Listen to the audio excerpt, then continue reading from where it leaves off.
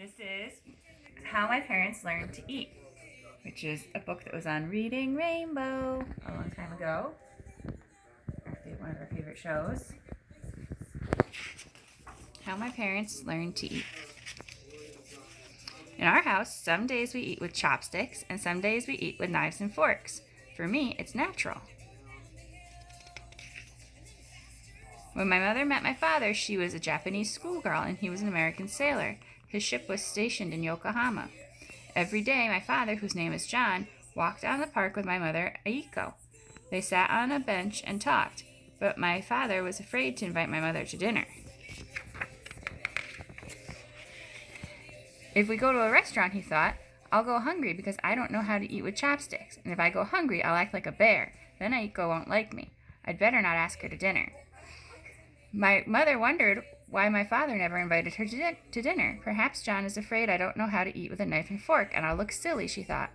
Maybe it's best if he doesn't invite me to dinner. So they walked and talked and never ate a bowl of rice or a piece of bread together. One day, the captain of my father's ship said, John, in 3 weeks this ship is leaving Japan. My father was sad. He wanted to marry my mother. How can I ask her to marry me, he thought. I don't even know if we like the same food. And if we don't, we'll go hungry. It's hard to be happy if you're hungry. I have to find out what food she likes. I'll have to learn to eat with chopsticks. So he went to a Japanese restaurant. Everyone sat on cushions around low tables. My father bowed to the waiter. Please, teach me to eat with chopsticks. Of course, said the waiter, bowing. The waiter brought a bowl of rice and a plate of sukiyaki. Sukiyaki is made of small pieces of meat, vegetables, and tofu. It smelled good. My father wanted to gobble it up. The waiter placed 2 chopsticks between my father's fingers. Hold the bottom chopstick still. Move the top one to pick up the food, the waiter said. My father tried, but the meat slipped off his chopstick and fell in his lap. You got it? So, this is how you hold chopsticks, and you can find videos on YouTube about how to eat with chopsticks. I'm not super at it, but I could pick up something like tofu. My father tried, but the meat slipped off his chopsticks and fell on his lap. The waiter came back with a bowl of soup. How can I eat soup with chopsticks, my father thought. Drink, said the waiter. Drink from the bowl. Thank goodness, my father said. After the soup, my father felt better. He picked up the chopsticks. Finally, my father put one piece of meat in his mouth. Delicious. More soup, please, he said. After 3 bowls of soup, my father felt much better. Then he practiced some more with his chopsticks. Soon there was more sukiyaki in his belly than on the floor. But it was too late to call my mother. He had to run back to his ship. That night, my mother was sad. Every other day, my father had come to see her. That day, he did not come. He did not call on the telephone. Perhaps he was tired of walking and talking. Perhaps he was ashamed of her because she did not know how to eat with a knife and fork. Perhaps his ship had sailed away. All night, she could not sleep. And all night, my father sat on his bunk pretending to pick up sukiyaki. He's using pencils there to practice. You could do that too, for knitting needles.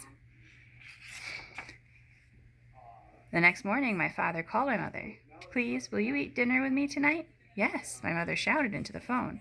First she was happy, then she was afraid. She took her school books and ran to the house of Great Uncle. Great Uncle had visited England. He had seen the British Museum. He had eaten dinners with Englishmen. My mother knocked on the door. Great Uncle opened it. Why are you so sad, child? He said. Because I must learn to eat with a knife and fork by 7 o'clock tonight. Great Uncle nodded. Foreign ways are quite strange. Why do you want to eat with a knife and fork? My mother blushed. Is it the American sailor? Great Uncle asked. I see. Here, take this note to your teacher. At lunchtime I will come and take you to a foreign restaurant. By 7 o'clock tonight you will eat with a knife and fork. My mother picked up her school bag and bowed. No, Great Uncle stuck out his hand. In the West you shake hands. The restaurant had red carpets and many lights. Great Uncle pulled out a chair for my mother. In the West, men help ladies into chairs, he told her. My mother looked at the small fork and the large fork on the left. She looked at the knife, little spoon, and big spoon on the right. Her head grew dizzy. Different utensils for different foods, Great Uncle said. How strange to dirty so many things, said my mother. A chopstick is a chopstick. I can eat everything with 2 chopsticks. I'm sure you've seen salad forks and dessert forks and soup spoons and butter knives. My brother calls dessert forks Yeah. Diamond forks. Diamond fork, because Yes. it's all diamond. They like those. When the waiter brought the soup, Great Uncle pointed to a large spoon. Dip it slowly, bring it to your mouth, sip quietly.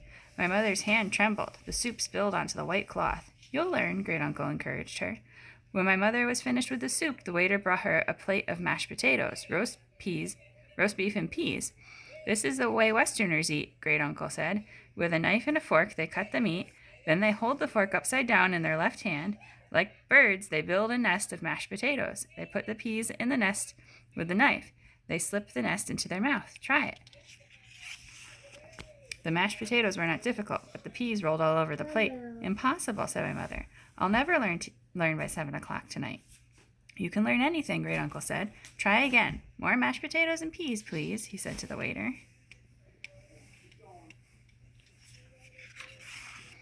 At 7 o'clock, my father came to see my mother. Why don't you wear your kimono? He asked. We're going to a Japanese restaurant. A Japanese restaurant? Don't you think I know how to eat Western food? My mother asked. Of course. Don't you think I know how to eat Japanese food? Of course. Then tonight we'll eat meat and potatoes. Tomorrow night we'll eat sukiyaki. Tomorrow night I will wear my kimono, my mother said. She started to bow, then she stopped and put out her hand. My father shook it. My father ordered 2 plates of mashed potatoes, roast beef, and peas. He watched my mother cut the meat into pieces. He stared when she turned over her fork and made a bird's nest. He was amazed. You are very clever with a knife and fork, he said. Thank you, said my mother. You must teach me, my father said.